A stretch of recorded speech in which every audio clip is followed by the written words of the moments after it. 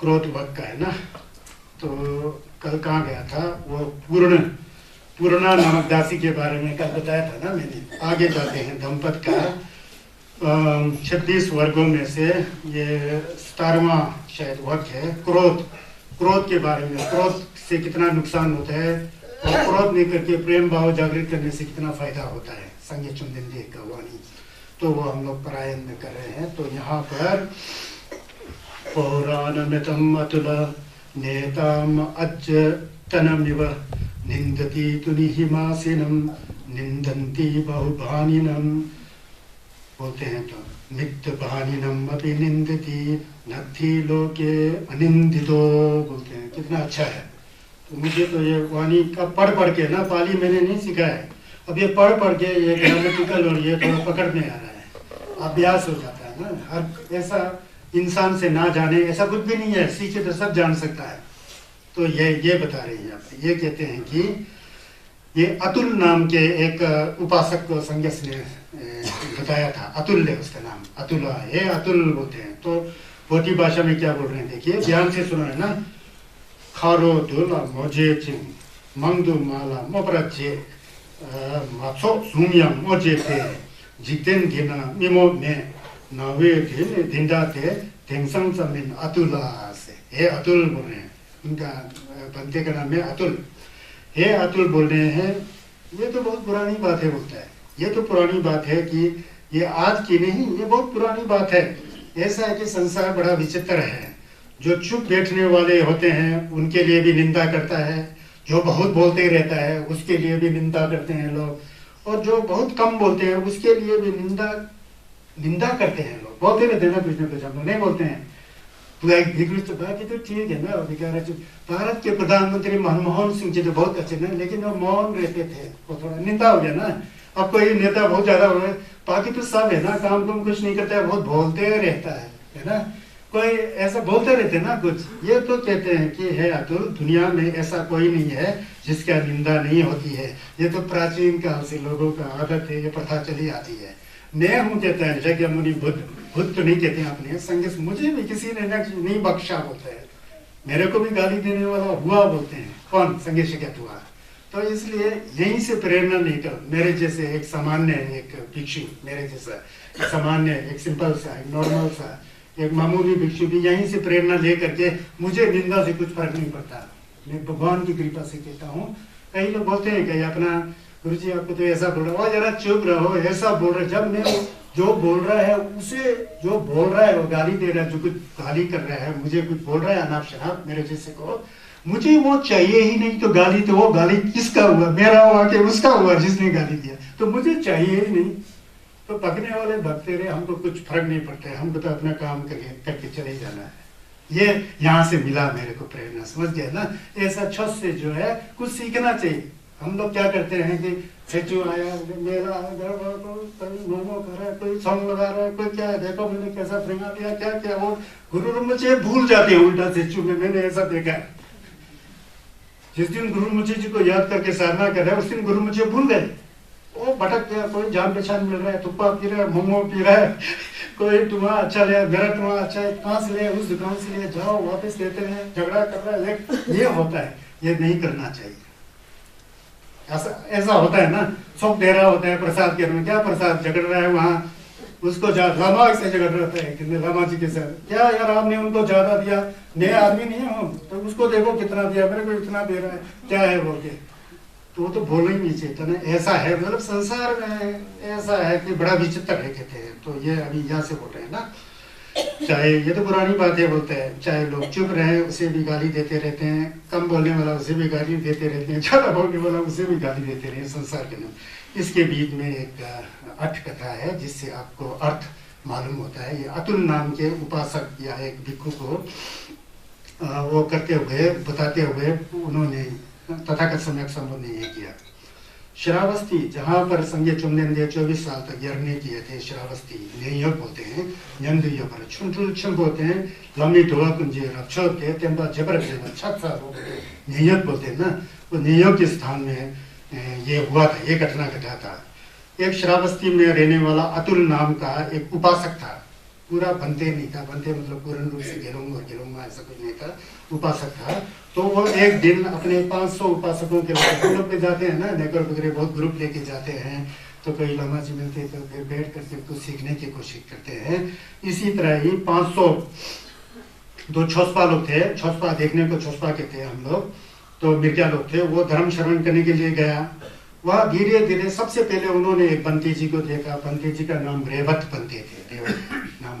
रेवत को छोस में टप्पा कहते हैं, टप्पा बोलते हैं ना, कोई टप्पा क्या से टप्पा बोल के बोटी भाषा में। रेवत बंते के पास गए तो उनको नमस्कार किया 3 बार चक्कर लगा के, फिर बंते जी हमें कुछ धर्म दीजिए बोल के बताया। दिया ही नहीं उन्होंने, तो चुप बैठे हुए, मेडिटेशन में बैठा है ना, क्या धर्म देंगे। मेडिटेशन में बैठे हुए हैं, घूम करके बैठे हैं, कुछ भी एक छिक भी नहीं बोला। अतुल नाम का एक उपासक था, उनके साथ जो 500 आदमी थे उनके साथ गए थे, कुछ भी नहीं बोला, मौन बैठा हुआ था, कुछ नहीं बोला। फिर थक गए, बोले ये तो कुछ नहीं बोल रहे हैं, छोड़ दो। ऐसा करके अनाप शनाप भक्ते गाली गलौज करते बनते को वहां छोड़ के चले गए लोग। रेवत बंते को छोड़ दिया। फिर वहां थोड़ा आगे जाके शारीपुत्र मिले, शरीबू जिसे कहते हैं, भगवान बुद्ध के प्रज्ञा में सबसे उत्कृष्ट जो शिष्य थे, उनको नमस्कार किया, अच्छा किया। बंते लामा बोलने से हम लोग लामा बोलने से ज़्यादा समझे, बंते बोलने से दवा लोग को बंते बोलते थे, पता है ना, बंते बोल के ऐसा बोलते थे। जैसे हम लोग कुशो बोलते हैं, रिम्पोचे टाइप के ऐसा बोलते हैं। रिम्पोचे शब्द था ही नहीं पुराने समय में, या तो बाद में निकला है, अच्छी चीज बाद में निकला हुआ है। तो फिर बंते शारीपुत्र के पास गए, वहाँ नमस्कार करके उनसे धर्म याचना किया। धर्म के लिए याचना करना पड़ता है, हमें कुछ सिखाइए बताइए बोल के। इसलिए तो मेंढर में शिवजी खोलो गोरदूस बोल के बोलते हैं ना, तो ये भी याचना किया। फिर शारीपुत्र बहुत प्रज्ञा में तेज थे, उन्होंने धम्पद नहीं अभिधम्म सिखाया। मोम्बा बोल के होता है, मोम्बा अभिधर्म बोल के। कंजूर पोती जो क्या है उसमें दुलवा बोल के छिम के बारे में होता है, फिर दोदे बोल के गोम के बारे में होता है, मोम्बा बोल के प्रज्ञा के बारे में होता है। 3 भागों में विभाजित है, उसको त्रिपिटक कहते हैं। तो उसमें इन्होंने बीज वाला त्रिपिटक जो है बहुत प्रज्ञा के बारे में, विपश्यना के बारे में होता है ज़्यादा, उसके बारे में बहुत कथा के साथ जोड़ते हुए बहुत बोला। वो सब मन बुद्धि टाइप के थे, कुछ समझ में नहीं आया। अरे इसने तो बोला तो बहुत कुछ, पल्ले कुछ भी नहीं बोला, ये भी काम की चीज नहीं है। शारीपुत्र को ऐसा निंदा किया उन्होंने। इस गुरु ने भी बहुत ज्यादा गहराई में बताया, हमारे पल्ले में तो कुछ भी नहीं पड़ा, वहां भी निंदा, वहां भी गाली गलौज कर दिया। फिर उसके बाद थक करके फिर आगे जाके फिर बाद में आनंद मिले। कुंगाओ भगवान बुद्ध के उपस्थापक जो थे, शक्षी जो थे, वो बहुत तेज थे, बोलने में बहुत तेज थे, लेकिन साधना में थोड़ा वीक निकले बाद में। तो उनके पास गया, फिर उन्होंने पहले वाला स्टोरी बताया, रेवत बंती जी के पास गए थे, कैसा बनते हैं, वो तो चुप रहे, कुछ भी पढ़ाया नहीं। फिर दूसरी बार हम शारीपुत्र जी के पास गए, शारीपुत्र ने ऐसा धर्म बताया कि ना कुछ समझ में, ना सिर ना पूंछ, कुछ भी समझ में नहीं आया, इतना गहरा बोला, हमारे पल्ले ही नहीं पड़ा। अब कृपा करके आप हमें समझाइए। कुंगाओं के पास गए, फिर कुंगाओ जी ने बहुत सरल भाषा में समझाया से वो फिर इतना सरल हो गया कि उनके बाल में कुछ नहीं पड़ा, ऐसा जैसा हो गया। फिर वो भी कुंगा वो भी ऐसे ही है। आपन ने बोला था सरल का मतलब ऐसे नहीं कि बिल्कुल पानी की तरह पतला, ऐसा धर्म सिखाए कि जो हमारे पल्ले में ना पड़े ये। फिर ऐसा करके फिर वहां से भी क्या कहते हैं, उनका भी निंदा हो गया। किसका? आनंद का भी निंदा हो गया। फिर क्लास में जा करके फिर तथागत सम्यक संबुद्ध के पास गए, संज्ञेश के पास गए। फिर जा करके कहा कि बनते बोलते, संज्ञेश को भी बनते बोलते थे, बनते हमारे को छप चाहिए, धर्म चाहिए। इससे पहले हम 3 बनते से मिले, रेवत जी के पास गए, बिल्कुल मौन बैठा, कुछ भी सिखाया नहीं। शारीपुत्र जी के पास गए, उन्होंने बहुत गहराई से बताया, वो हमारे पल्ले में पढ़ाई नहीं। आनंद जी के पास गए, उन्होंने ऐसे ही चिकन पाका कहानी जैसा करके ऐसा किया। तीनों का जो प्रवचन जो है बेकार, हमारे पल्ले में कुछ पढ़े नहीं होते। ऐसा कृपा करके आप सिखाइए, हमें कुछ बताइए बोल के ऐसा उन्होंने बताया। तो बुद्ध ने कहा कि तुम क्या समझते हो, सबसे पहले जो रेवत बनते थे वो साधना में रहे होंगे, साधना करते समय कोई कैसा सिखाएगा? नहीं सिखा सकता, वो अपने काम में थे, तो उसकी निंदा कैसे कर रहे? और शारीपुत्र तो प्रज्ञा में बहुत बड़ा उत्कृष्ट है, बहुत बड़ा बनते हैं, पूरा पहुंचे हुए ऐसा स्थाविर है, प्रज्ञाशील जो है, बुद्ध का साधक है, वो गहराई में बोल रहे हैं तो आपका कसूर है, तो उन्होंने तो अच्छा समझ करके आप लोग को समझानी, आपके पल्ले नहीं पड़ा तो आप गाली कैसे दे सकती हो। अब दूसरा उनगाओ, वो तो बहुत सरल भाषा में बोलते हैं, उन्होंने सोचा कि आप लोग सरलता में समझेंगे, इसलिए उसके मन से साफ भाव से आपको सरल भाव में बताने की कोशिश किया, लेकिन आप कह रहे हैं कि वो भी नहीं है। ये बोलता है अब मैं भी बताऊंगा तो मेरे को भी तुम लोग ऐसे ही बोलोगे, फिर ऐसे ही बोलोगे बोल के ये गाथा गया। उस आदमी का नाम क्या था, जो ग्रुप लीडर था, उपासक अतुल था, श्वास लेने गया। तो उस समय संन्यास ने इस स्थिति को देखते हुए ये गाथा को बताया, क्या है, हे अतुल, ये तो पुरानी बात है, ये आज का नहीं, पिछले से चल रहा है। चुप बैठने वालों को भी निंदा करता है लोग, ज्यादा बोलने वालों को भी निंदा करता है, और कम बोलने वालों को भी निंदा करता है। तुम उसी अवस्था में जा रहे हो। अगर तुम तो उपासक हो, ये सारी चीजों को छोड़ करके तुम्हें तो छस करना चाहिए, कहाँ फंसे हुए हो। समझ कुछ समझ आया? तो इसलिए जो है ये ऐसा होता है।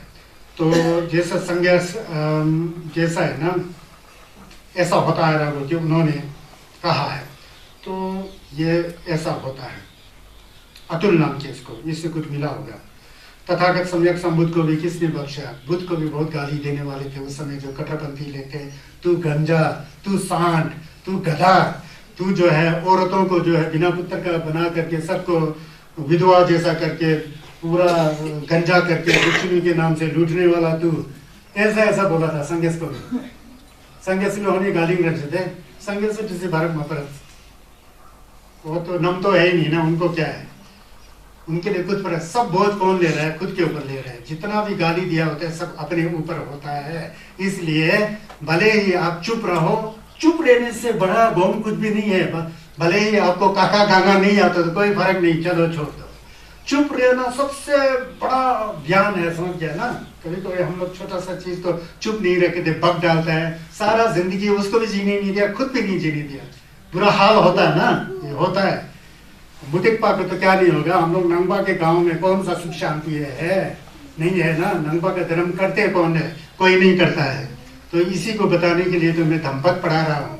यक्षी करते होंगे, तोना निकालते होंगे, जितो लगाते होंगे, मने लगाते होंगे, कोरा लगाते होंगे, उससे आपका मन कितना सुधरा ये बोलो मेरे को। आप सुधरा? 100 बार गब्जी लगाया हुआ घर में, गब्जी से आपका मन सुधरेगा? गब्जी से मन नहीं सुधरता है। गब्जी का अपना एक जिल्लत है, उसका अपना मातव है, जो हुंदा में हमारे मीठा आकार वगैरह होता है ना, उसको टाल देता है। मन के अंदर त्वचा जीवन तिमुख को थोड़ी गब्जी हटा देगा, वो तो खुद को हटाना है। तो असली छोस तो खुद के अंदर नमतों को हटाना है। गब्जी संगीत चुंबी ने सुनिश्चित किया। एक बार देवराज इंद्र के यहाँ बहुत अनहोनी हुआ, बहुत ही अपशाकुन घटनाएं घटी। बाद में तथागत सम्यक संबुद्ध के पास गए तो वहां संन्यास ने इंद्रराज को कहा कि ऐसा छोगा है, उसको करो। फिर बुद्ध का ऐसा पंजा लगा के उसके ऊपर लुत रख के एक 100 दिया, 100 तोरमा और लुत या इस तरह से जो गब्जी या 4 प्रकार का होता है ना, वो करके फिर उसमें संन्यास का धर्पचनी से संबंधित तत्पा को करो। फिर उसका पूरा क्या कहते हैं मिक्पा करके, आलम्बन करके, इस तरह करके फिर पूरा विधि विधान नस्वर बाद में शाम के समय दूध को निकाल दो, इससे आपको शांति मिलेगा। बोलके ये किया था देवराज इंद्र ने। सही में फायदा हुआ था। उनका जो आकस्मिक जो होता है, मन का नहीं, उनके जो बाहर के जो स्थूल रूप से जो गेप बचे थे ना, वो टल जाता है। वो देवराज इंद्र की कृपा से गब्जी हमारे अंदर आया हुआ। ये सुना कभी भाई? उनको जजिंग को चौवाना तो ऐसा होता है, उसका फायदा अपना है। लेकिन यहाँ बात कर रहा है कि बिल्कुल ही शुद्ध मन वाला कैसा होना चाहिए, ऐसा है। या चाहे विद्वान हो या मूर्ख हो या जो भी है, आसपास में निंदा करना यह संसार की पुरानी प्रथा है, कहने का मतलब। लेकिन साधक होने के बाद पुरानी प्रथा को छोड़ करके, जागृत होकर के, प्रथा से बाहर निकाल करके मन को निर्मल करना चाहिए। यह है इसका जो है हमको जो लेना है ना। तो कहता भी है ना, निंदा बंदा से क्या लेना है? आप शुद्ध है तो शुद्ध है। निंदा से बिल्कुल नहीं डरता है। जो शुद्ध आदमी हो तो निंदा से कैसा डरेगा? नहीं डरेगा ना। उसने गलत काम किया है तो निंदा करो, शिकायत करते रहो, वो डरेगा नहीं। डरेगा वो सही में गलत किया होगा तो निंदा करेगा, अब तो मैं फंसूंगा यार, ये हो गया, तब डरता है। शुद्ध हो तो क्या डरना? तो इसीलिए कहा भी गया है कि जो जो असली साधक होता है, यमलिनपा होता है, वो ऐसा होता है कि जो दुख में ना रोए और सुख में ना नाचे, ऐसा होता है ना, जो दुख में ना रोए और सुख में ना नाचे। तो यह है। तो इस तरह से जो दंपत में जो प्रवचन हो रहा है, तो इससे हमको ये होना चाहिए। अब दंपत का क्रोध वक्त का 8वां गाथा में जाएंगे। ना चाहु नाचा भविष्यति ना चेत रही विज्जति एकंतं निंदितो पोषो एकंतं व अपसंसितो बोलते हैं। तो इसका हम बोधी भाषा में करेंगे तो थाचिक तुनी मेपा हम थाचिक तो बेचेबो नी माजुम झुंगरा मिजुरते ताता यंग योमाइन। ये देखिए, इसमें बहुत अच्छी तरह से तथागत सम्यक संबुद्ध ने दंपत में ऐसा अमृतवाणी को फैलाया था, बताया था लोगों को। तो यहाँ कहते हैं कि ऐसा आदमी जिसका या तो बिल्कुल प्रशंसा ही प्रशंसा होता हो इस संसार में, या तो किसी का निंदा ही निंदा होता हो, ना हुआ ना होगा ना हो रहा है। ये संसार में ऐसा नियम है जो निंदा है। दंपत का परायण कर रहा हूँ, तो थोड़ा सुनिए आप, है ना।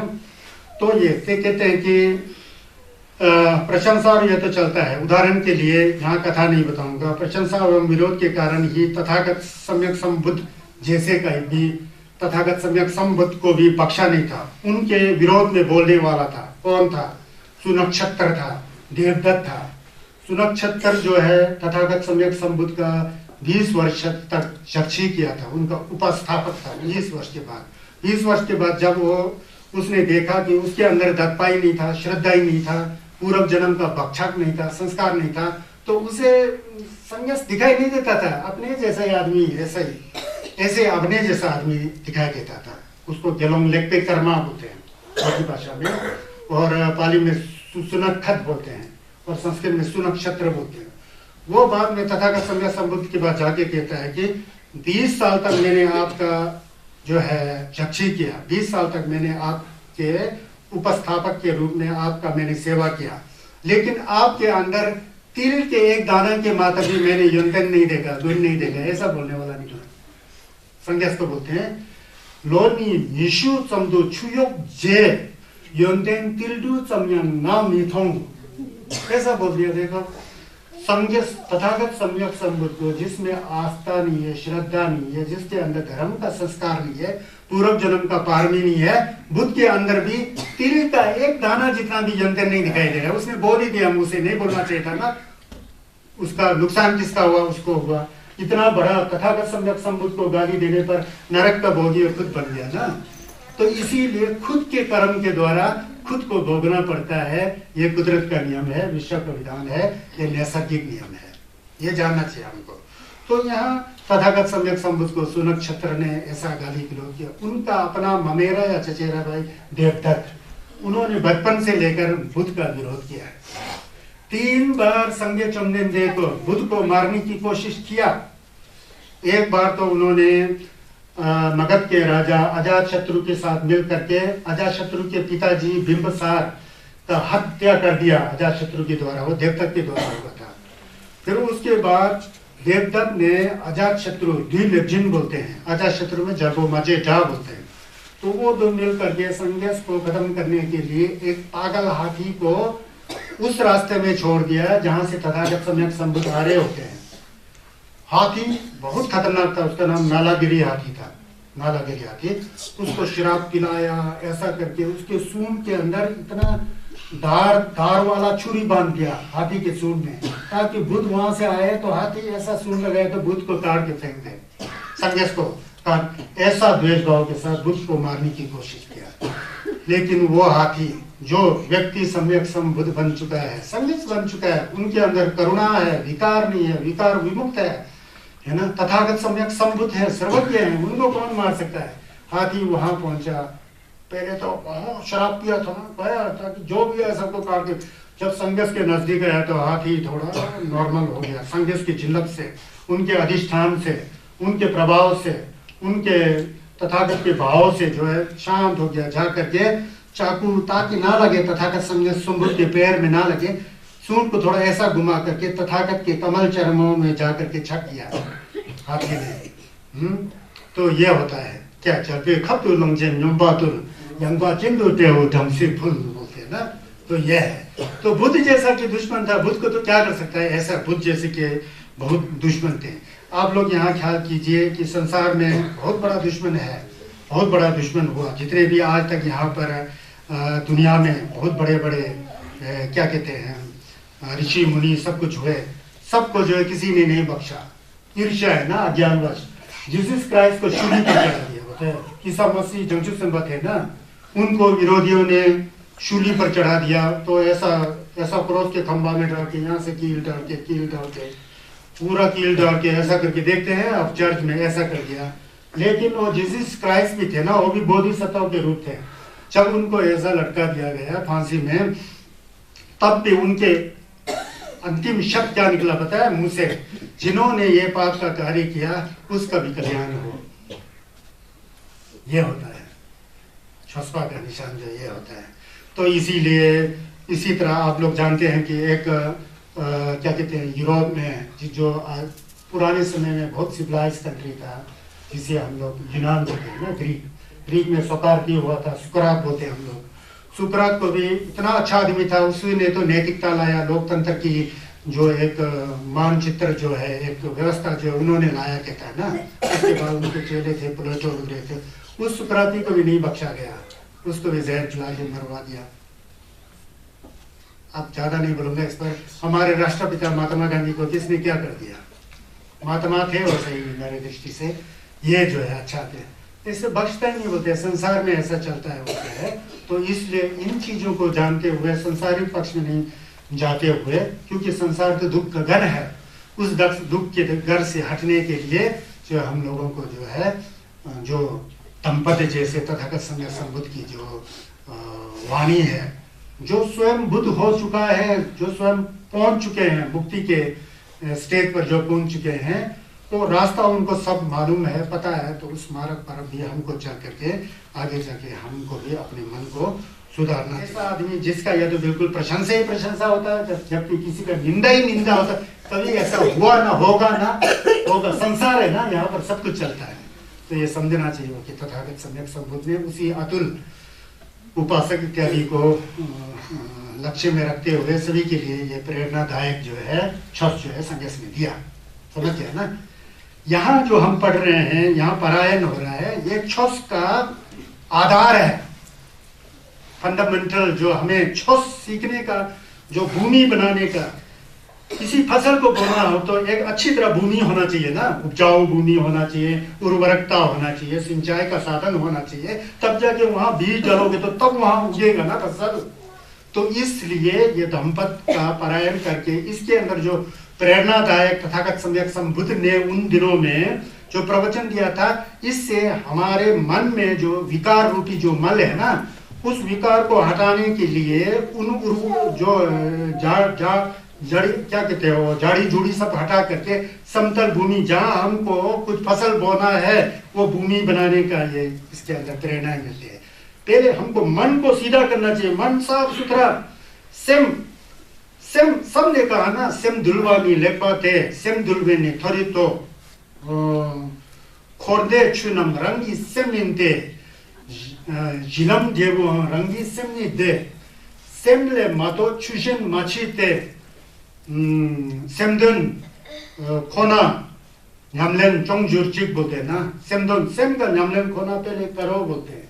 सेम को ठीक होना चाहिए। मैं बोटी भाषा में बोला, ये कोई किलोपा कह रहे हैं, कोई दापो टशी नमका कह रहे हैं, कोई दापल्टो रुम्बुचे कह रहे हैं, कोई दापो रुम्बुचे कह रहे हैं, जो पहले तिब्बत के महान साधक हुए थे, सही में साधक थे।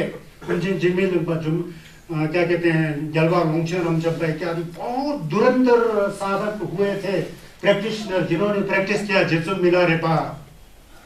सेम के बारे में कितना बोलते हैं, क्योंकि पता है ना, सेम सबसे साफ होना चाहिए। सेम रूपी भूमि को साफ सुथरा करके तब जाके हम माने पेने हम बीज बो दिया, फसल उगेगा, क्योंकि भूमि साफ है।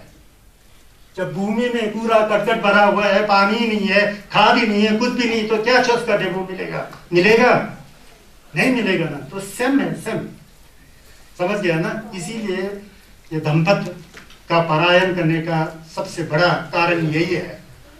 इसमें दूसरा कुछ नहीं बता कि डायरेक्ट इसमें प्रेरणादायक हमको उपदेश मिलता है ना, संन्यास का छप जो है वो मिलता है। तो ये है। फिर मैं आगे जा रहा हूँ। नैकं जम्बोधन्नदसे गोचनम निंदितुम अर्हति देवा, क्या कहते हैं, देवापि न प्रशंसति ब्रह्मणो अपि प्रशंसितो बोलते हैं। प्रशंसितो है ना, ये शायद यहाँ पर लिखा था प्रशंसितो। ये कह रहे हैं कि बोधी भाषा में होनचांग गांगला लोदेन, अच्छा होनचांग गांगला लोदेन नाम निनरे शिंदो ना जेपा लेंका में पे लोदेन नी शरप सुचुम यंदा देन संबेसे जी दोंसे शिन सुशिक देला मोपर रिक लायंग देला तोबर जे संबाल लानी देयांते बोलते हैं। ये देखिए, ये ऐसा है कि फिर भी बताते हैं तथाकथित, फिर भी जिसके अंदर बुद्धिमता है, जो बुद्धिमान है, ये चंदोगा जो बुद्धिमान है, चरित्र साफ है, बुद्धि भी है, शरीर भी साफ है, वाणी भी साफ है, चरित्र भी साफ है, साफ सुथरा है, स्वच्छ है, पवित्र है, कुटिलता नहीं है, कठोरता नहीं है, सब कुछ ठीक है। वो प्रतिदिन प्रशंसा करने योग्य होता है बोलते हैं। वो सारा जो है प्रतिदिन प्रशंसा करने वाला योग लिंका में पेलो, जिसके अंदर दोष नाम की कोई चीज नहीं है, क्यों नहीं है, छकपा जिम्बा इत्यादि, किसी को बुरे बोलने की भावना इत्यादि कुछ भी नहीं, लेश मत है। वो असली प्रज्ञावान है, शीलवान है, शील है उसके अंदर, चरित्र है, प्रज्ञावान है, किसके प्रति वो आसक्ति नहीं है, समता भाव से सबके ऊपर वो क्या कहते हैं, अपना जिंदगी जो है बलिदान करके न्यौछावर कर देता है, अच्छा कार्य करता है, शरीर से, वाणी से, चित्त से, प्रज्ञावान, शीलवान, जैसा एक कचरा में निकला हुआ सोना को रगड़ के जम्बू छुई सेट बोलते हैं, ऐसा स्वच्छ पवित्र सोने की तरह बन जाता होता है वो व्यक्ति जो है सूचित देला। इस तरह के व्यक्ति को कौन हकीकत में उसका निंदा कर सकता है। उदाहरण के लिए तथागत सम्यक संबुद्ध पूरा स्वच्छ हुआ सोने और हीरे के समान है ना, भले ही दूसरा निंदा कर रहा है, कोई गालिश कर रहे हैं, उनके पास वो निंदा फंक्शन ही नहीं करेगा, उस निंदा का कोई मतलब ही नहीं रहता है उस व्यक्ति को। जब वो निराकार है, निराकार क्या है, विकार रहित, तो कैसा सम्यक संबुद्ध में वो दोष लगेगा, नहीं लगेगा ना, तो नहीं लगेगा। तो सुजित देला मोपरा जी, उसका कौन निंदा कर सकता है, हकीकत में नहीं कर सकता है। लायंग देला तोबरा जी, बाकी तो छोड़े बोलता है कि देवता लोग भी उसका प्रशंसा करते हैं। सत्य देवा मनुष्यानम बोलते हैं ना, संगीत शास्त्र जो देव और मनुष्य की शास्त्र है, सत्य देवा मनुष्यानम बुद्धो भगवती। पाली में लादंग मिनम चेतोंबा, पाटी भाषा में लादंग मिनम चेतोंबा चुमदेन देसो, मी का तो तोनबा है ये बोलते हैं। स्ला देव लोग कभी तोनबा है बोलता है। तोनबा मतलब रास्ता दिखाने वाला। किसका रास्ता दिखाने वाला?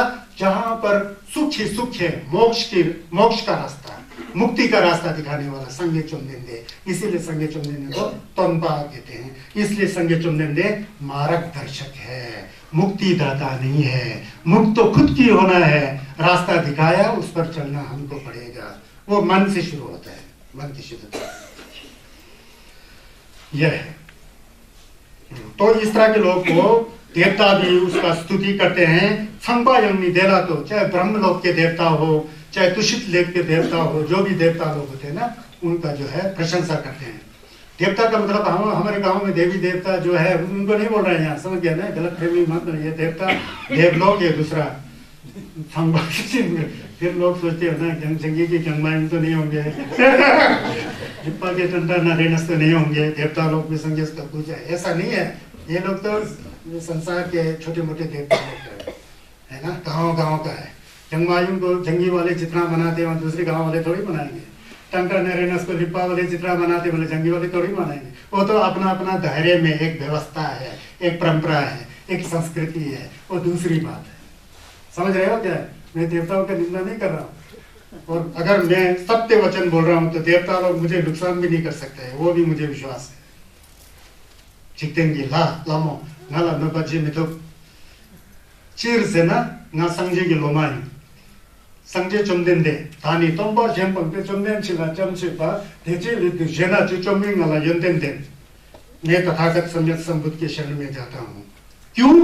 क्योंकि तथागत सम्यक संबुद्ध में कुछ भी दोष नहीं है। क्यों मींगा, बिल्कुल भी दोष नहीं, यमतेन धन गुणवान है।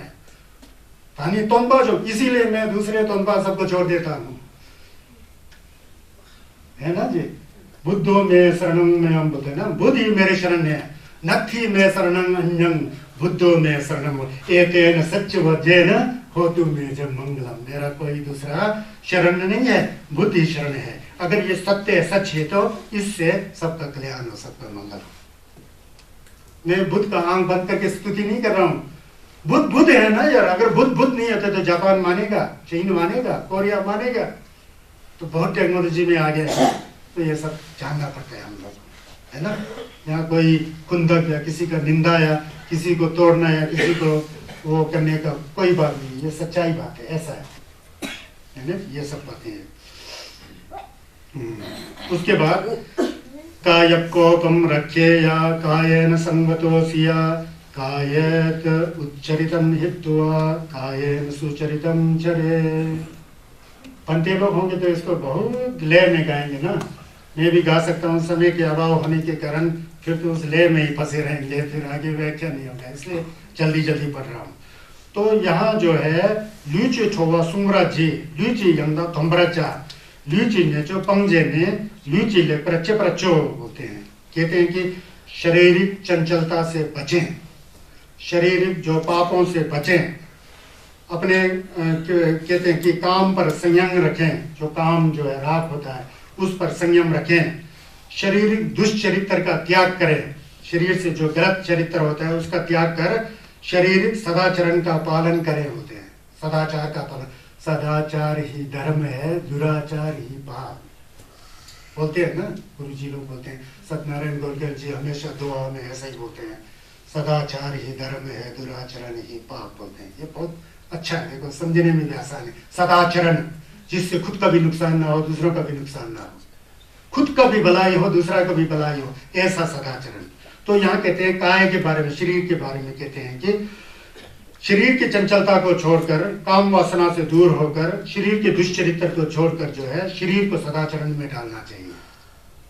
दान देना इत्यादि, दान देना, संगदान देना इत्यादि, और शरीर से बुद्ध इत्यादि का नमन करना, और शरीर से जो भी अच्छा कार्य होता है, किसी का सहयोग करना, शरीर से जो इस तरह के चरित्र में जाना चाहिए होता है।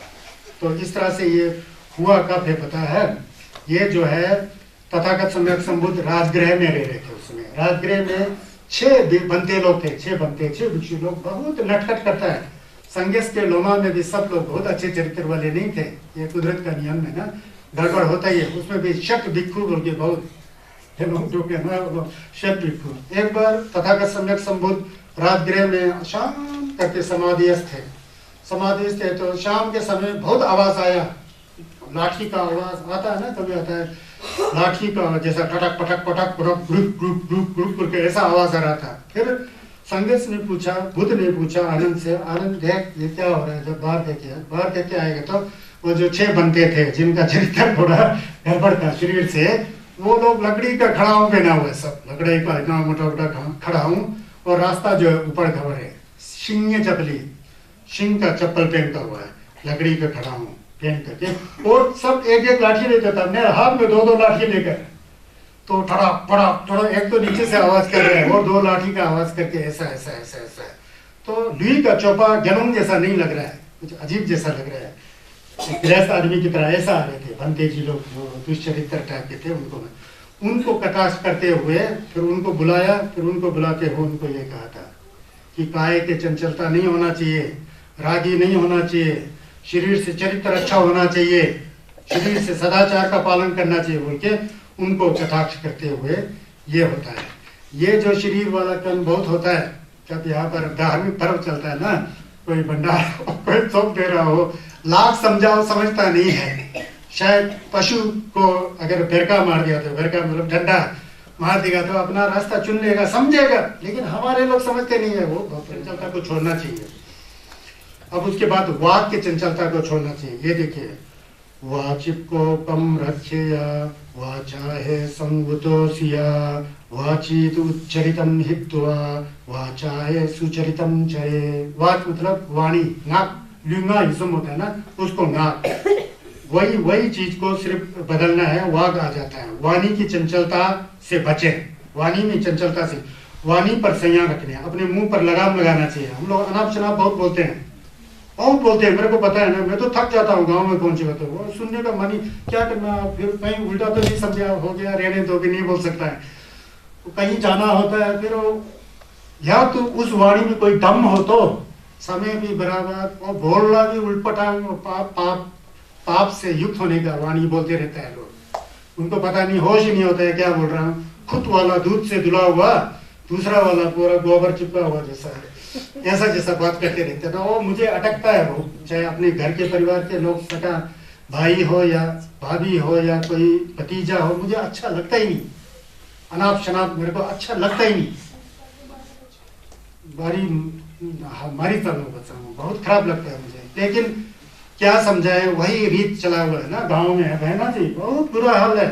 तो ये कहते हैं कि वाणी की चंचलता से बचें। उन 6 भिक्षुओं को उपदेश दे रहे हैं बुद्ध, जिनका वाणी में भी लगाम नहीं है, शरीर की चाल ढाल भी ठीक नहीं है, मन में भी कुछ विकृति है, उनको कटाक्ष करके बोल रहे हैं तथागत सम्यक संबुद्ध। कहाँ पर? राजगृह में, जव्यखम में यह है। तो कहते हैं कि वाणी की चंचलता से बचें, वाणी पर संयम रखना चाहिए, वाणी के दोष का त्याग करें और वाणी का सदुपयोग करना चाहिए। वाणी अनाप शनाप बकना हमारा गलत बात है ना, क्या लामा, क्या जोमो, क्या मिर्जा, सब एक जैसा है इसमें। तो ऐसा मैंने महसूस किया, शायद मैं गलत बोल रहा हूँ, सब उल्टा पुल्टा बोलते रहते। उल्टा पुल्टा बोलना ही नहीं चाहिए, बोझ है वो, बोझ है, नहीं बोलना चाहिए अनावश्यक बात। ना उसका सिर होता है ना पूंछ होता है, उसको क्या कहें, ना सिर है ना पूंछ है। चलो पूंछ तो जानवर का होता है, सिर ही नहीं है बात का, तो फिर क्या कहें, अजीब जैसा होता है ना। तो अनाप शनाप नहीं होना चाहिए, उससे तो थोड़ा धार्मिक बात वगैरह करना चाहिए, वो तो प्रवृत्ति में होता ही नहीं है। प्रवृत्ति मतलब हमारे आदत में होता ही नहीं है, वही नुक्कड़ में मिल जाते हैं, उसका घर में ये हो रहा है, उसका घर में वो हो रहा है, उसका बहू के साथ सास की चढ़ा, उसने तलाक दिया, उसका बच्चा मर गया, उसका ये हुआ वो हुआ, दुनिया भर का बात। चलो कुछ भी नहीं जानने वाले तो बोले तो एक बौद्ध समाज में नांगबा संजय, जिस गांव के अंदर देवी देवताओं का मंदिर है, जिस गांव के अंदर तथागत सम्यक संबुद्ध का मूर्ति है, लखंग है, बौद्ध बिहार है, पूर्णिमा और अच्छे जो शुभ दिनों में वहां पर कुछ ना कुछ कार्यक्रम चलता है, उत्सव चलता है, धार्मिक कार्यक्रम। ऐसे गांव के लोगों को इस तरह से अनाप शनाप बात करना शोभा देता है। आप खुद साक्षी हो, खुद समझ कर आप समझ लेना। जिसको समझ में आ रहा है तो वो कम करेगा बात, तुरंत रोकना तो मानता नहीं है ना, ये नशा की तरह होता है। ये नशा है, नशा का मतलब शराब पीना, गांजे खाना यही नहीं होता है।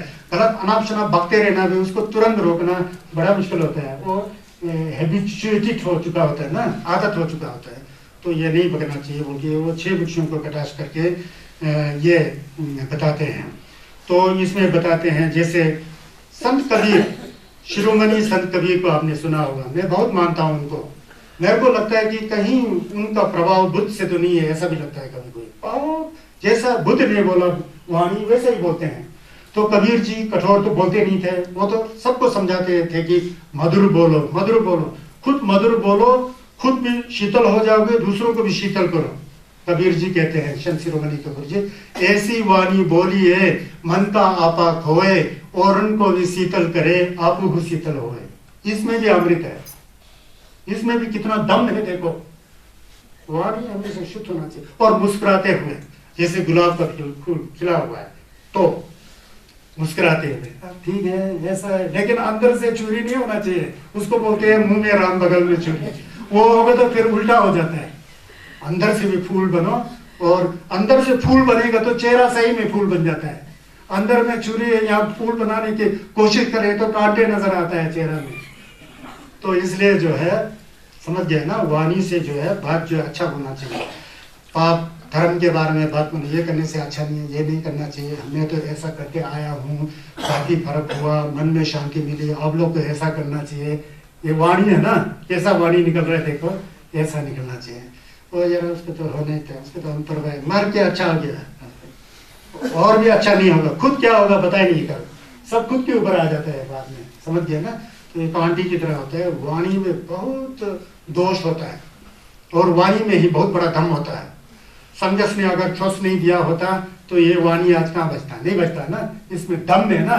संज्ञ चुंदेन दे तथागत सम्यक संबुद्ध को परिनिर्वाण प्राप्त हुए 2568 साल हो गया, 2568 साल, 2568 साल पहले समझू डुंगदू गोम्बा नंगेन दे वहां पर संज्ञ ने शरीर छोड़ा है, लेकिन उनका वाणी दंपत में है ना, कंजूर में है ना, चरम निंपो में है ना, दुर्ज चोपा में है ना। तो देखिए ऐसा होता है। तो शुद्ध भाव जो है ऐसा चलते रहता है। कभी कभी राक्षस प्रवृत्ति के द्वारा छुपने को आता है, ये कहाँ छुप सकते हैं, सच्चाई छुप नहीं सकती बनावटी की असुरों से, नहीं छुपता है। यहाँ छुप भी जाए तो भारत में, जापान में जिंदा है, कोरिया में जिंदा है, चाइना में जिंदा है, कहाँ छुप सकता है। शुद्ध धर्म छुपता है, कभी नहीं छुपता है ना। तो ये है, ये वाणी के बारे में है। फिर आगे चलता हूं मैं, अब मन के बारे में आया, सब एक जैसा ही है ये गाथा जो है। तो मनोपकोपम रक्षेया मनसा सम्मुतोसिया मनोत उच्चरितम हित्वा मनसा सुचरितम चरित, मन से सुचरित्र होके चरना चाहिए बोलते हैं। मनसा हिची ठोवा सुंगरा जी हिची यंदा तोमरा जा हिची नेचो पंजे ने हिची लेकर चिपरा जा, मन की चंचलता से बचे। हिची ठोवा पंगरा जी मनोपकोप रक्षा है ना, मन की चंचलता से बचे, मन पर संयम रखना चाहिए, मन के दोषों का परित्याग करना चाहिए। स्वयं के अंदर जो दोष है, जो क्यों है, उसको छोड़ना चाहिए। रंगी सेमनी योंसो दुर तेने संगे टेम्बा ही, बार बार बोलता हूं ना, वो है हित बोलने से स्वयं को ही बोलते हैं। हिची ने जो पंजे ने हिची लेपर चपरा चो बोलते हैं। हिची लेपर चपरा चो मतलब मन में जो सदाचार का भाव लाना चाहिए, मन में सदाचार का भाव लाना चाहिए। तो यही है, वही बात हमने पहले बताया था ना, दंपत का प्रथम गाथा में कितना अमृत है बोल के पहले बताया था ना। मनोपुब्बमंगा धम्मा मनो सेट्ठा मनोमया मनसा चे प्रसन्नेन भासति वा करोति वा ततोनम सुखं मनुवेति छाया वा अनपायिनो। संगीत का सुन है ना। अब थोड़ा यहाँ बोधिचित्ता फाउंडेशन के जरिए में थोड़ा पाली संगीत का सुन है बोल के थोड़ा संस्कार लोगों में जा रहा होता है ना। नहीं तो हम लोग का जो जिम्बा जो है बोटी भाषा में होता है, क्यों नहीं, बोटी भाषा बहुत पवित्र है, उसी के द्वारा तो हम बुद्धिस्ट है। लेकिन मूल जो है ये पाली भाषा में था तथागत सिंहासन में। तो मनोपुपमंग, मन ही अगुआ है, मन ही श्रेष्ठ है, मन ही जो है प्रमुख है। जो व्यक्ति, जो आदमी प्रसन्न चित्त से, प्रसन्न चित्त मतलब साफ सुथरा, सहज, समता की भाव से, तटस्थ भाव से, शुद्ध भाव से, निर्मल भाव से, निर्मल भाव से, मन ऐसा है, निर्मल भाव है मन में, कुछ बोलता है, कुछ करता है, गलत कभी नहीं बोलेगा, शरीर से गलत कार्य करेगा ही नहीं, क्योंकि मन निर्मल है, पवित्र है, स्वच्छ है, प्रसन्न है। प्रसन्न का मतलब साफ सुथरा होता है असली में। प्रसन्न का मतलब खुशी नहीं होता है, तो पुरानी भाषा बदल जाता है ना। तो आज प्रसन्न का मतलब मैं तो बहुत प्रसन्न हूँ जी, उल्टा सीधा काम किया होगा उसको प्रसन्न बोल रहा होता है। लेकिन यहाँ प्रसन्न का मतलब है सेम धंगवा, सेम संगवा, सेम बहुत साफ सुथरा हो चुका है। प्रसन्न चित्तेन भासति वा करोति वा, कुछ बोलता है, करोति वा कुछ करता है, सुखं वा अनुवेति उसको सुख प्राप्त हुआ, छाया वा अनपायिनो, जैसा हम जा रहे हैं तो ये छाया चल रहा है, परछाई, जहां भी जाओ परछाई साथ में है। परछाई नहीं है तो आदमी मर गया ना, शरीर नहीं है तो परछाई नहीं होता है। जैसा परछाई किसी व्यक्ति का साथ नहीं छोड़ता है, उसी तरह सुख उस व्यक्ति का साथ नहीं छोड़ता है, क्योंकि उसने पुण्य का कार्य किया है। भासति वा करोति वा ततोनम सुखम मनवेति छाया हुआ अनपायिनो। ये दंपत का दूसरा गाथा, देख लेना आप लोग, सर जी को तो पता है ना दंपत का दूसरा गाथा कितना प्रमुख है। उसी तरह आकोच्छेमम अवधीमम अजनीमम अहासी में ये तम न हिंदी वे रंगते संग उपसम्मति बोलते हैं। तो कहते हैं कि उसने मुझे मारा, उसने मुझे गाली दिया, उसने मेरा कुछ छीना, उसने मुझे मारा तो छीना। जो व्यक्ति ऐसा बार बार मन में सोचता रहता है, उसका वैर कभी शांत नहीं होता। फिर उसको विपरीत करते हैं, ना अन्वेति तस्य क्या कहते हैं, कुच्छीमम अवधीमम अंजनीमम आसी में ये चंपन उप नहिंती, जो ऐसा नहीं सोचता, नहीं जो ऐसा नहीं सोचता है, उसने मारा, उसने गाली दिया, उसने ऐसा किया, ऐसा नहीं सोच, स्वच्छ मन से बैठता है, वेरंते संग उपसम्मति, उसका वेर जो शांत हो जाता है। जो सोचता है वो चक्कर काटते हुए खुद भी नहीं जीता है, चंचलता को चला जाता है, चित्त चंचल हो जाता है। तो ऐसा नहीं सोचता अपने समता भाव में बकरे दिया, कोई बात नहीं, इतना ही, कुछ भी नहीं बोल के मौन अवस्था को धारण करे तो चित्त जो बिल्कुल निश्चित हो जाता है। चित्त का बात है ना, जो मन का बात होता है, इसीलिए तो साधना करते हैं। ये तो यहाँ उपदेश है ना, ये तो पर्यक्ति है, इसको पर्यक्ति कहते हैं। क्या कहते हैं? पर्यक्ति। ये सैद्धांतिक पक्ष बता रहा है कि व्यवहार कैसा होना चाहिए। व्यवहार में तो तब लाया जा सकता है जब आप बैठ करके, जो हमने बम किया था सुबह, उसको आप 10 दिन के लिए आकर शिविर लगाया है, सत्यनारायण गोविंदा जी गुरु जी की कृपा से, बर्मा से यहाँ आकर के लोग जाते हैं, वहां उनको बहुत समझ में आ गया ये चीजें। अरे यार, धर्म तो यहाँ है, कहाँ ढूंढ रहे हैं हम धर्म बाहर? धर्म अपने मन में ही है, क्योंकि संगीत ने कहा है, हम लोग ने रट मार के रखा है, हम लोग रट्टे मारते जाते हैं। रट्टे क्या मारा हमने? ठीक संगे, ऐसा रट मारा होता है। जिल्लत है इसके अंदर, सिख के अंदर भी जिल्लत है, लेकिन जितना जिल्लत हमको लेना चाहिए था, जितना आशीर्वाद और जितना प्रसाद हमें लेना चाहिए था, वो हम नहीं ले रहे होते हैं। छोक्स का, सिख का अपना जिल्लत होता है, छोक्स के बारे में चिंतन करने का उसका अपना जिल्लत होता है। जिल्लत मतलब आशीर्वाद, फायदा होता है। और पौम्यमलिन करने का जिल्लत असली तो वहां मिलता है, रस। तो इसको छोक्स को भावना से ही समझा जा सकता है असली में। लेकिन जो हम जो कर रहे हैं ये छोस नहीं है, ऐसा नहीं कह रहा हूं, ये भी है, लेकिन स्थूल रूप से, स्थूल से सूक्ष्म सूक्ष्म सूक्ष्म सूक्ष्मतर सूक्ष्मतम बोलते हैं ना, तो इस तरह से जाकर के आगे जाके समझ में आ जाता है। तो मन को सुधारना सबसे गोठी भाषा में बहुत होता है ये।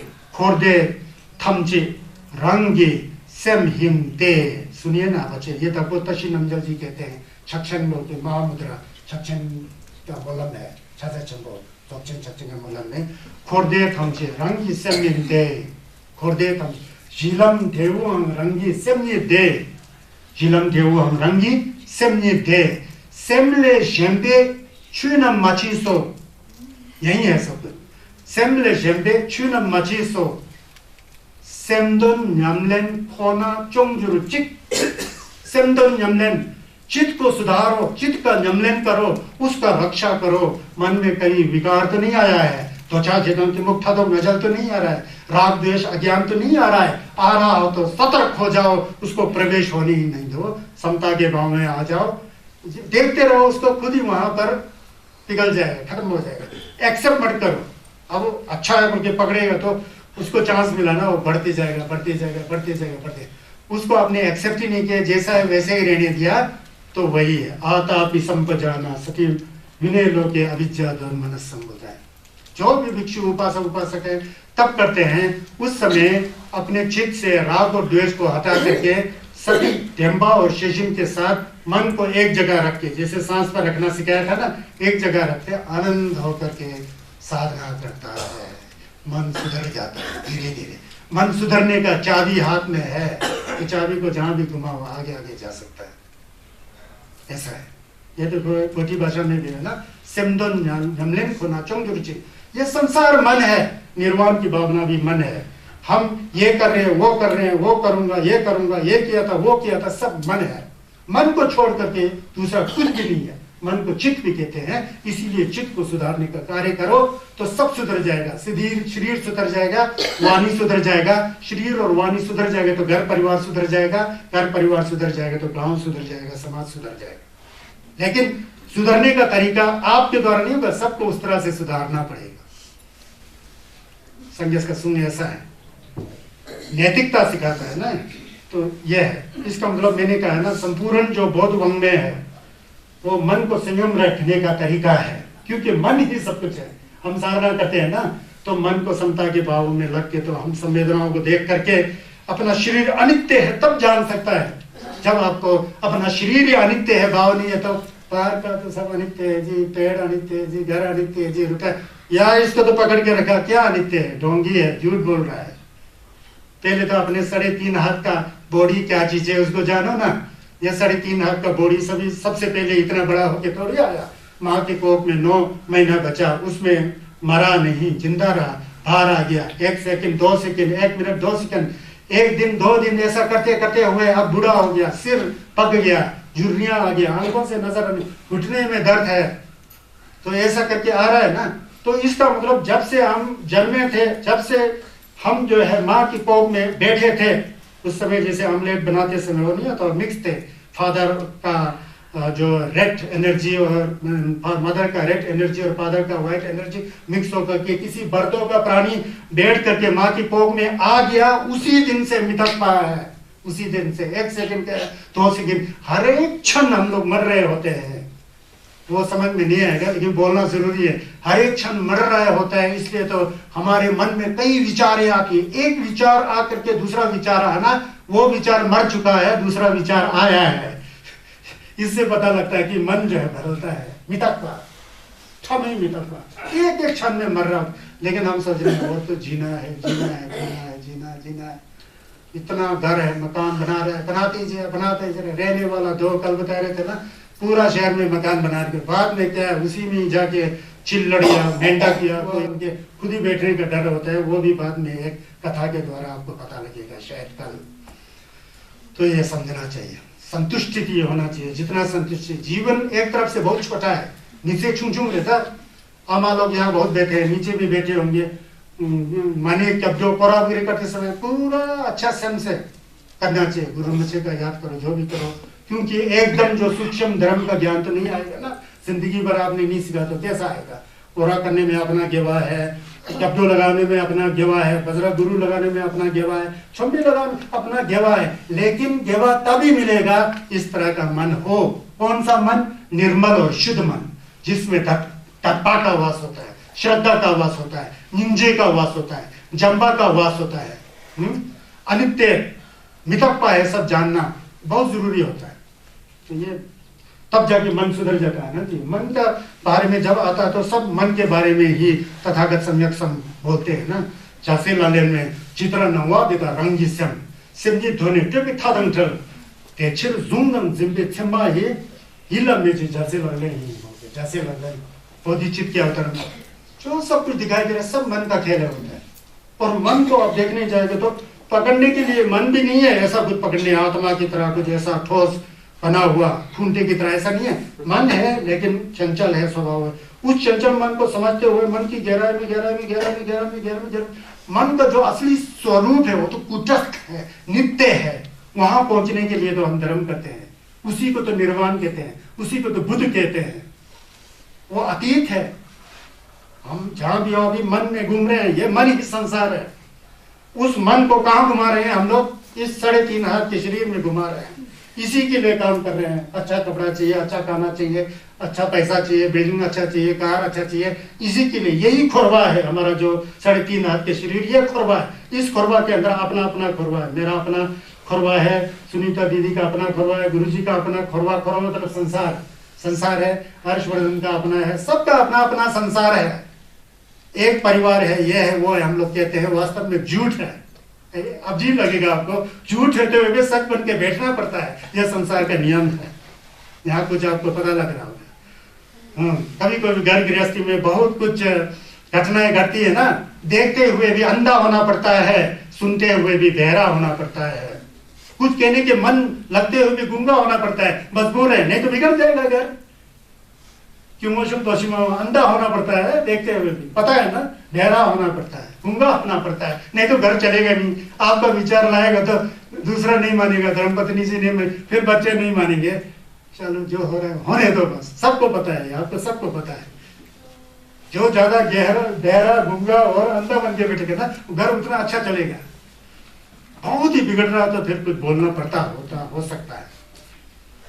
ऐसा है कि नहीं है अमरनाथ जी? है ना, है। तो ये तो एक और है श्लोक, ये ठीक अभी ये क्रोध वक्त जो समाप्त हो रहा है, मैं यहाँ रखूंगा। कायेन संवता धीरा अथो वाचाय संवता मनसा संवतो धीरा ते संगुता बोल रही है, पाली है ना जी। टेम्बा लुजी तुम जेचिंग होंते नागे यंदा तुम टेम्बा ही जी यंदा तुम तेनी योंसु तुम्बा नी, तुम्बा के बारे में होते हैं। तुम्बा मतलब धीर व्यक्ति जो है काया में संयत है होता है। कायेन संगुता धीरा, जो धीर व्यक्ति होता है, अधिष्ठित व्यक्ति होता है, अधिष्ठान वाला दृढ़ निश्चय वाला व्यक्ति होता है। कायेन संगुता धीरा, वो जो है धीर व्यक्ति काय से संयत होता है, संयमी होता है, दृढ़ है ना, तो संयती होता है। तो अर्थो वाचाय संगुता होता है। होंते नागी यंगदम, इसी तरह जो है वो वाणी में भी धीरता आ सकता है। टेम्पा ही ची यंगदम, इसी तरह जो है दूसरी तरफ से ये बोलता है कि शरीर को दृढ़ रखना चाहिए, अपने वाणी को भी जो दृढ़ रखना चाहिए, जो सच है ना। टेम्पा ही ची यंगदम, और अपने मन को भी जो है दृढ़ भाव में रखना चाहिए। धेनी योंसु धम्पानी, इसी को धम्पा कहते हैं। धीर व्यक्ति का काया से संयत है, वाणी से भी संयत है और मन से भी संयत है, वही पूर्ण रूप से संयत कहलाता है। संयत का मतलब क्या है? कहते हैं दृढ़, दृढ़ है, सतीपत्थान नहीं है, दंपत नहीं आता।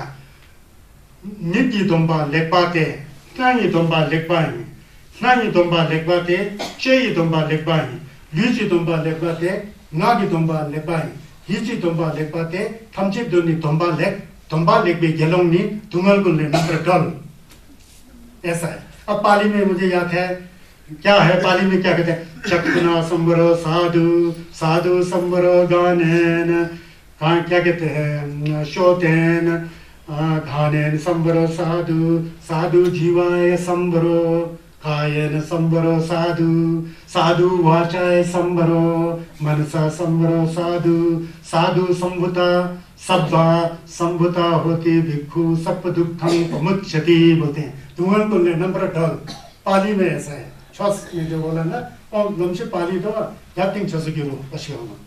जो आदमी अपने आंखों से संयत है, कान से संयत है, नाक से संयत है, जीभ से संयत है, काया से संयत है और वाणी से संयत है, मन से संयत है, वो तो बहुत शुद्ध है बोलते हैं, पवित्र है। ऐसा शुद्ध संयत वाला व्यक्ति जो भिक्षु होता है वो दुख से विमुक्त होता है। दोंबा बोलने से यह है ना, निकी दोंबा क्या है? कोई चीज अच्छा लगे, ये अच्छा है पकड़ लिया, वो अच्छा नहीं खराब कर दिया, वो दोंबा नहीं है। आंख से सुंदर दिखे या जैसा दिखे फर्क ही नहीं। उसी तरह कान से जो भी सुनाई दे फर्क ही नहीं, सब में एक प्रकार, ऐसा ऐसा करके उसको दोंबा बोलते हैं। तो दोंबा बोल के ज्यादा आसक्ति और लोभ नहीं होकर के आंख से दिखने वाले में भी ज्यादा आसक्ति नहीं होना चाहिए, कान से सुनने वाले में भी, नाक से सुनने वाले में भी, जीभ से रस चखने में भी, शरीर के कार्य में भी और वाणी के कार्य में भी और चित्त के कार्य में भी आसक्ति नहीं होना चाहिए। वो निरासक्त व्यक्ति जो है सब दुख से मुक्त हो जाता है। इसी को थोड़ा विस्तृत करके दर्जे चौपा में यही बता रहा होता है। सिखाने का तरीका दूसरा है लेकिन बताते यही होते हैं।